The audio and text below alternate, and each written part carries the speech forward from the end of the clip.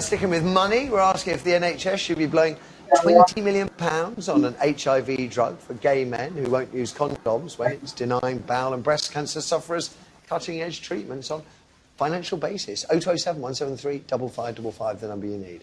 As I said earlier, NHS England, after a court hearing, has been pressured to provide the preventative drug PrEP at a cost of £5,000 per fella per year, even though patients, one might argue, could protect their health and their lovers' health for pennies using condoms. But this is the critical bit, I think, with more than 100,000 Brits currently living with HIV and the total cost of treating them all for life topping £50 billion, spending £20 million a year on HIV prevention suddenly looks like small potatoes. Well, before the break, the panel were pretty much unanimous. Shazzy accepts there is a moral argument, but she says this isn't just about extending life, it's about saving lives. Anthony thought, if you look at the money, it's essentially a huge saving to be had with this drug compared to actually treating people throughout their entire lives. Although he does say we all need to take a little bit more personal responsibility. And Jodie said, and it's blindingly obvious, but it needed saying, that condoms aren't 100% effective, and anything that helps tackle HIV is great news. So what are people saying at home, Storm? We've got Neville on line one. Good morning, Neville. Hi, good morning, Matthew. Good morning. Good morning, panel. So we're not quite, it's not quite at the point where the NHS England has to provide this drug, but it's looking very likely that they will. I think it's wrong. I think it's sending out completely the wrong message, not just to the gay community, but, there's a lot of communities out there that don't believe in using condoms. Some African communities, certainly the Afro-Caribbean community that, I'm a member of. I'm a young gay man myself. Right. This money should be spent on educating people, especially, young people that are at that important time where, they just need the right guidance, the right sensibilities teaching to them so that they can make an educated decision. Condoms have become a lot more reliable within the last sort of 15, 20 years compared to how they first started. What I worry about the education is when we go back to the 80s, the terrible times in the 80s, Don't Die of Ignorance, which was the main health campaign, well, that was a true statement at the time, that HIV, if you then develop full-blown AIDS, was a death sentence. And today, through the wonderful work our pharmacologists have done, that is no longer the case. And so I wonder that if you were to go down and spend the money on an education campaign, knowing in the background that it is no longer a death sentence, I do wonder whether you would see a return to, 4 out of 5 people using condoms as opposed to 2 out of 3. Well, that's if we get a sense, that's if we get a nonsensical educational program. We need to. We can't. I think it's dangerous if we just start throwing this drug out there and say, look, oh yeah, forget condoms, don't do what you will. I just completely think it's the wrong message. Okay, and then one final question. If the drug was widely available on the NHS England or throughout the UK, you go and see your GP and your GP says, would you like to be put on it? What would you say?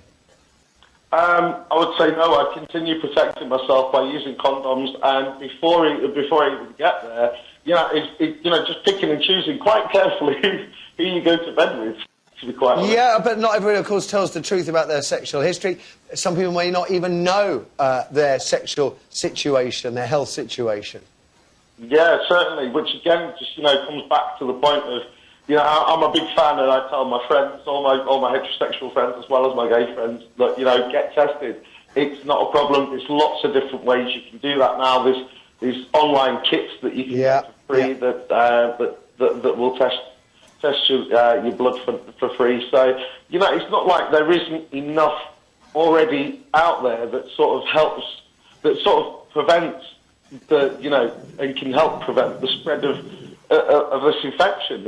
I just think it's wrong that. It's coming through loud and clear, and I have to say, I'm slightly surprised, but it's fascinating to hear your view, Neville. I hope you live a long and very healthy life. Thank you very much for the call. Interesting. We've got Polly on line 4. Morning, Paulie. Morning. Morning. Should it be available to all, this drug? If it's going to be available to people, I think it should be available to gay and straight people. But generally, I don't think it should be. Go on. I believe maybe for the select few, why can't they pay for it for themselves? Are you a member of the gay community, straight community? Sorry, yeah, I'm gay. Yeah, so a gay man, and you don't think it should be available to all? So what? You're saying that rather than make it available at NHS expense, at our expense, that those members of the gay community who don't want to use condoms, who are willing to indulge in risky sexual practice, should pay the £5,000 themselves? Yeah. They do in the States, don't they? Well, but you have to pay for everything in the States, by and large. By and large. Do you not see that when you look at the headline figures of what it costs to treat the 100,000 people currently with HIV, gay, straight, male, female, that we're looking at a bill potentially over their entire lifetimes close to £50 billion, that 20 million a year reaching out to the gay community would actually almost certainly provide long-term savings?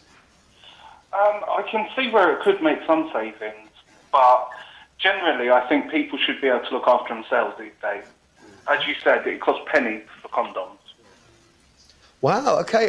These are not the calls I was expecting, Paulie, which that's what phone-in shows are all about. Again, long and healthy life to you too, sir. Let's try another. We've got Jane online too. Good morning, Jane.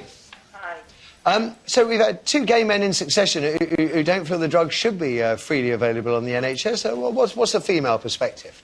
Well, basically what people are forgetting about are the people that are actually living with HIV. Yes. And trying to live normal lives. Basically, you go through all the thing where you've got to disclose to somebody, and if you could say to them, because no matter how much reassurance, because another side of it is that this HIV isn't put through to the public properly. Nobody talks about undetectable viral loads, which means that, obviously people are very unlikely to get infected by somebody who's on the treatment. Yeah. That's never discussed, and that would help with the stigma as well.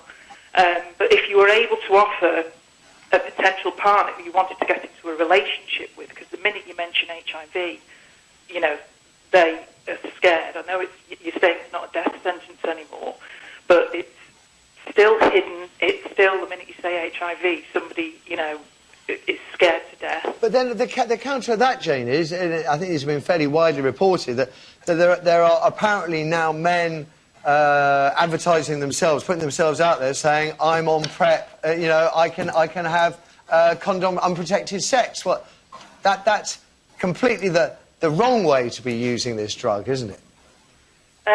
Oh, yes, but I'm just saying that it could help people that are trying to have a normal life and get into a relationship if their partner could be offered PrEP. Yes. Okay, and also there is research in France, I believe, where they believe PrEP doesn't actually need to be taken every day.